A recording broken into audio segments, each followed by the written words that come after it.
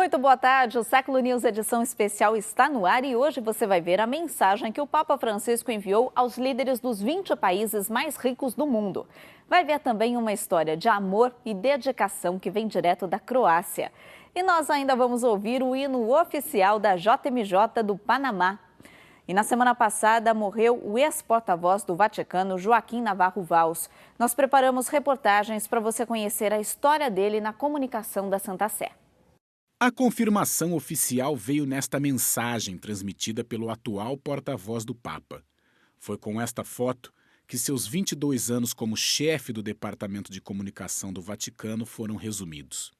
Quando se tornou porta-voz de João Paulo II, Joaquim Navarro Valls tinha 48 anos e era correspondente em Roma pelo jornal espanhol ABC. Eu disse, Santo Padre, esta é uma grande responsabilidade para mim. É um assunto que pode preocupar qualquer pessoa. Ele me contou algo que me ajudou muitas vezes na vida. Você não pode fazer um bom trabalho se você pensa apenas na responsabilidade. Se você está pensando em responsabilidade, então você sente que está amarrado, preso a esta responsabilidade. Foi um conselho muito sábio que me ajudou muitas vezes e ganhei muito durante esses 22 anos trabalhando com ele. Ele profissionalizou e agilizou o caminho da comunicação do Vaticano.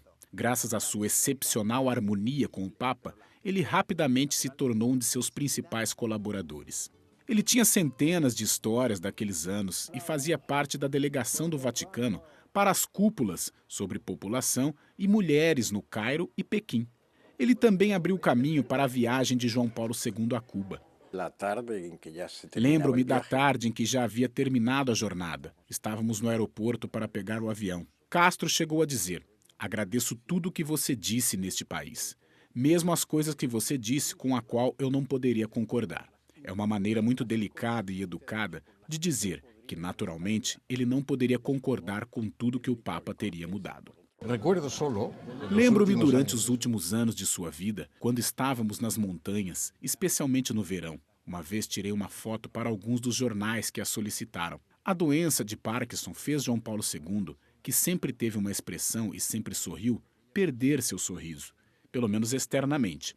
Então, lembrando que ele gostava muito de palhaços de circo, às vezes colocava um nariz falso, vermelho, de palhaço. Eu dizia, Santo Padre. Então ele me olhava e durante esses momentos era quando ele ria. Então eu fazia uma foto e assim poderia dar à imprensa uma foto do Papa nessas ocasiões.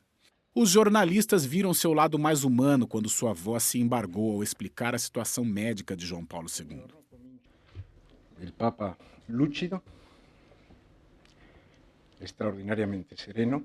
O Papa é lúcido, extraordinariamente sereno, embora, obviamente, ele esteja tendo dificuldade em respirar. Eu nunca o vi assim. Dificuldade respiratória, óbvia. Se houver mais desenvolvimentos, vou informá-los. No entanto, como você sabe, a sala de imprensa permanecerá aberta. Obrigado. Era uma despedida silenciosa. Não havia necessidade de palavras. Ele olhou para nós nos olhos. Tudo já foi dito.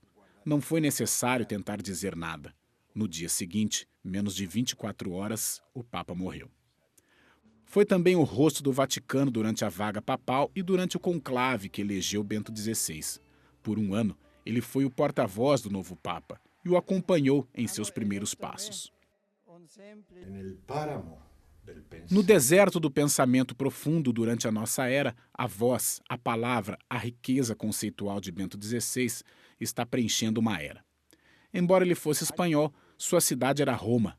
É aqui que ele também será enterrado, e com ele, um importante capítulo da história do Vaticano. Por 22 anos, ele passou informações oficiais do Vaticano. Por isso, é justo que agora muitas pessoas, incluindo o Vaticano, tenham dado o último adeus para Joaquim Navarro Valls.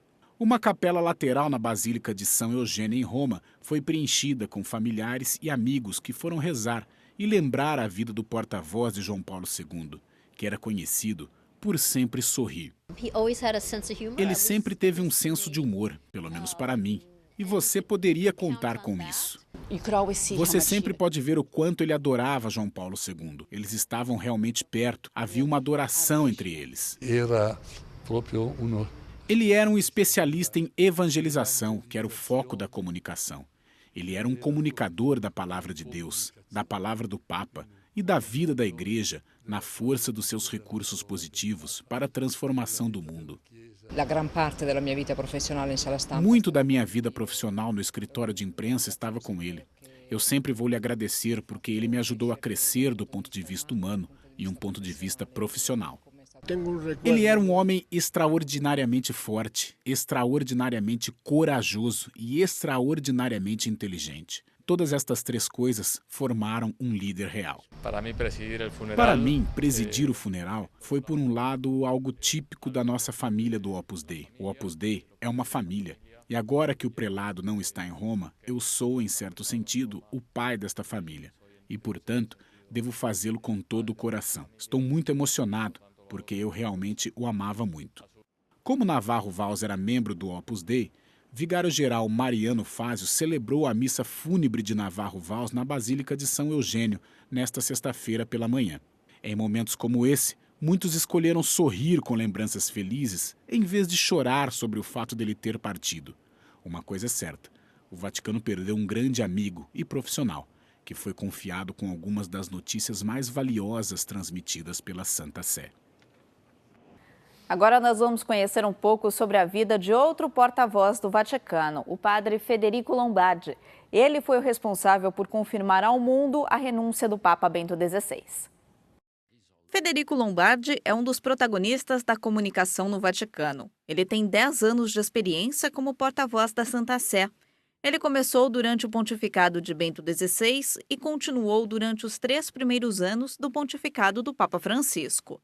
Toda informação emitida oficialmente pela Santa Sé para o mundo passava pelas mãos dele.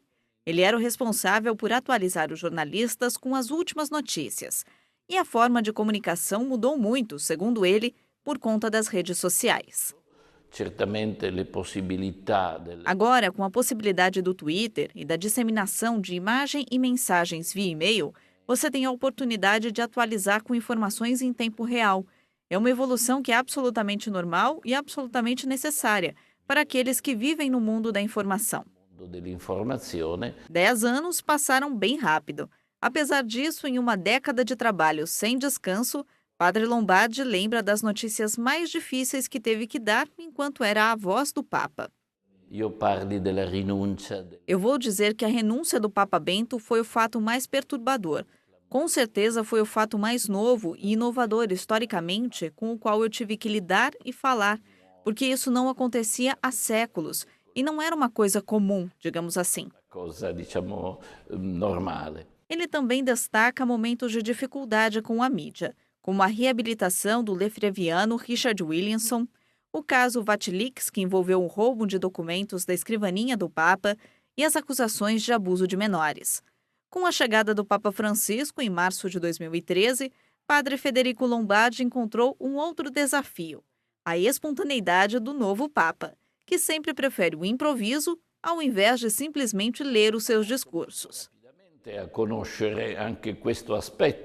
Eu aprendi rapidamente a entender este aspecto do Papa Francisco, a preferência dele pelo improviso, que expressa a espontaneidade e também um jeito de estabelecer um diálogo direto com o público.